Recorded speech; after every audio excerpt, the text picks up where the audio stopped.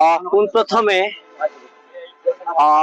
বৰ্তমান এনডিএ সৰকাৰেৰ যে big brother ভাৰতীয় জনতা পাৰ্টিৰ সম্মানীয় সভাপতি দিলীপ শইকীয়া আৰু সম্মানীয় মুখ্যমন্ত্ৰী হিমন্ত বিশ্ব শৰ্মা ডাঙৰীয়াক ধন্যবাদ জ্ঞাপন কৰিছো। দুবাৰকৈ বিধায়ক থকাৰ পিছত তৃতীয়বাৰৰ বাবে যেতিয়া চৰকাৰ গঠন কৰিব সেই মুহূৰ্তত হাজো শুৱালকুছি সম্মানীয় সমষ্টিটো অসম গণ পৰিষদ দলৰ প্ৰাৰ্থী প্ৰক্ষেপ কৰিবলৈ তেখেতসকলে সুবিধা দিছে। গতিকে আমি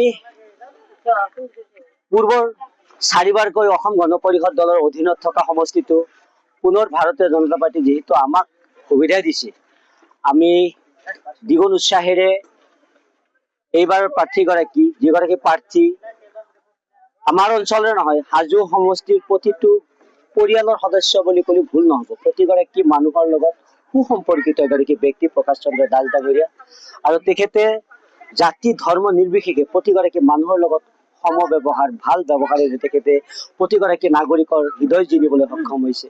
গতিকে সেনেকুৱা এগৰাকী প্ৰাৰ্থী পাই সৰ্বস্তৰৰ ৰাইজ ইয়াত ওলাই আহিছে, তেখেতক শুভেচ্ছা জ্ঞাপন কৰিছে। এয়া ফটকা ফুটিছে, এয়া কৰ্মীসকলৰ আনন্দৰ বহিঃপ্ৰকাশ। গতিকে আমি এনডিএৰ সমৰ্থিত, যিহেতু আমি এনডিএ সমৰ্থিত ভাৰতীয় জনতা পাৰ্টিৰ অসম গণ পৰিষদ দলৰ প্ৰতিগৰাকী কৰ্মকৰ্তাই আমি থাৰ্ড টাইম যিটো চৰকাৰ হ'ব, থাৰ্ড টাইম চৰকাৰত আমি এটা ভাল ব্যৱধানত প্ৰাৰ্থীগৰাকীক বিজয়ী কৰে প্ৰকাশ চন্দ্ৰ দাস ডাঙৰীয়াক আমি দিছপুৰ মজিয়াত পঠিয়াবলৈ সক্ষম হওঁ। আৰু এই সংকল্পৰে আমি সকলোৱে আগবাঢ়ি আহিছোঁ আৰু আশা কৰিছোঁ আমি এনডিএ সমৰ্থিত দল বিগ ব্ৰাদাৰ ভাৰতীয় জনতা পাৰ্টি, BPF আৰু অসম গণ পৰিষদ দলে পুনৰ দিছপুৰৰ মজদত একক সংখ্যাগৰিষ্ঠ চৰকাৰ গঠন কৰিবলৈ সক্ষম হ'ব। আমি যিমান ভাবিছিলো তাতকে দ্বিগুণ উৎসাহিত, কিন্তু আমি ভাবাই নাছিলো যে আমি চিটটো পাম। গতিকে সেইকাৰণে আমি ভাৰতীয় জনতা পাৰ্টিৰ বিশেষভাৱে ধন্যবাদ জ্ঞাপন কৰোঁ। তেখেতসকলে বিগ ব্ৰাদাৰ দুবাৰকৈ তেখেতসকলে বিধায়ক থকাৰ পিছত আমাক সমষ্টিটো দিছে, আৰু এনেকুৱা এগৰাকী প্ৰাৰ্থী দিছে যিগৰাকী প্ৰাৰ্থী সৰ্বস্তৰ ৰাইজৰ লগত সমভাৱে ইমান দিনে তেখেতসকলে মিলিত হৈ আছিল।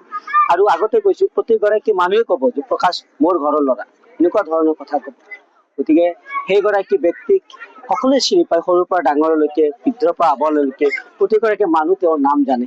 এনেকুৱা জনপ্ৰিয় প্ৰাৰ্থী এগৰাকী পাইছো, আৰু প্ৰতিগৰাকী কৰ্মী সাংঘাতিকভাৱে উৎসাহিত হৈছে। আৰু সেইকাৰণে আজি কৰ্মীসকলে আনন্দত, হৃদয়ত থকা আনন্দৰ বহিঃপ্ৰকাশ হৈছে। এইটো মিলপাৰা 30 নং হাজো শুৱালকুছি সমষ্টি মিলপাৰা। আৰু মিলপাৰা বুলি ক'লে কি হ'ব, মিলপাৰা হ'ল ঐতিহ্যমণ্ডিত অসম গণ পৰিষদ দলৰ দুৰ্গ।